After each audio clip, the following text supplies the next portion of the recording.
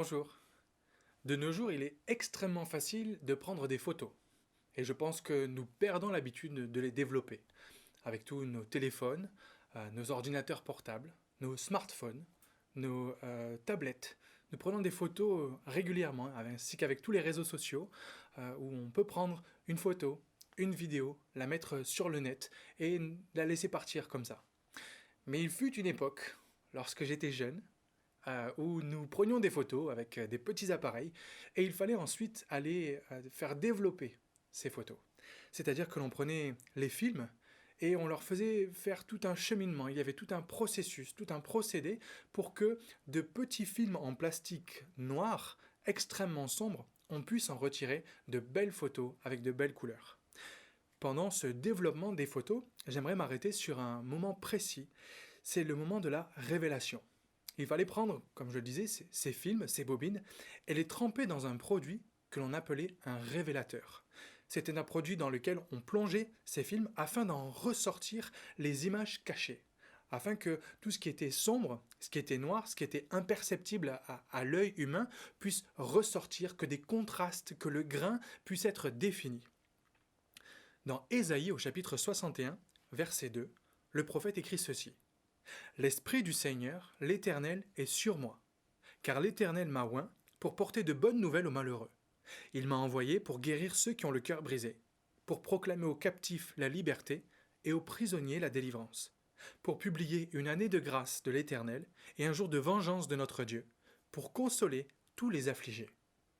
Il faut savoir que le prophète Ésaïe a écrit, sous l'inspiration du Saint-Esprit, ce message, ainsi que tout son livre, aux alentours des 700 avant Jésus-Christ.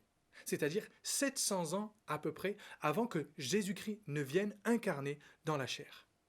Ce message était une promesse de la part de Dieu qu'il allait un jour intervenir en faveur non seulement de son peuple, les Juifs, mais également en faveur de l'humanité tout entière, de tout homme, de toute femme qui se trouverait dans le malheur, qui aurait le cœur brisé, qui serait captif ou prisonnier.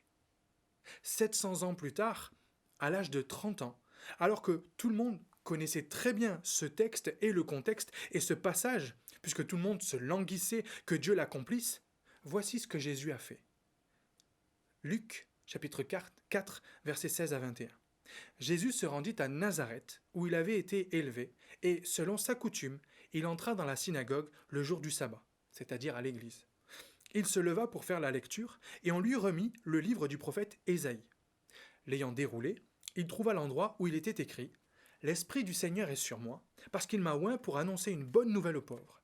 Il m'a envoyé pour guérir ceux qui ont le cœur brisé, pour proclamer aux captifs la délivrance et aux aveugles le recouvrement de la vue, pour renvoyer libres les opprimés, pour publier une année de grâce du Seigneur. » Ensuite, il roula le livre, le remit au serviteur et s'assit.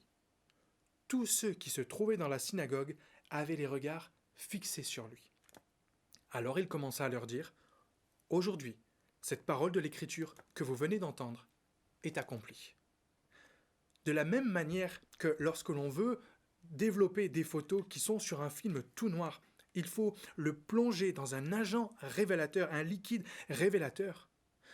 Nous, lorsque nous lisons la Bible, lorsque nous lisons la parole de Dieu, nous aussi nous devons nous plonger dans la présence de Dieu. Pourquoi ? Pour qu'il nous révèle les Écritures. Voyez-vous, il n'y a que Jésus qui soit venu sur terre pour annoncer une bonne nouvelle aux pauvres. Il n'y a que Jésus qui est venu sur terre pour guérir ceux qui ont le cœur brisé. Seul Jésus est venu sur terre pour proclamer aux captifs la délivrance. Il n'y a que Jésus et dans son message de l'évangile qu'il proclame aux aveugles le recouvrement de la vue. Il n'y a que dans l'évangile de Jésus-Christ qu'il y a un message pour renvoyer libres les opprimés et pour publier une année de grâce du Seigneur.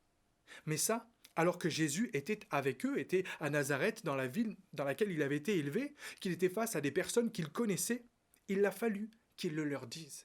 Il a fallu qu'il le leur révèle. De la même manière, Dieu veut te révéler, veut me révéler ses plans, ses projets pour notre vie, mais aussi il veut dévoiler son amour pour toi. Il veut te montrer sa miséricorde et sa patience pour ta vie.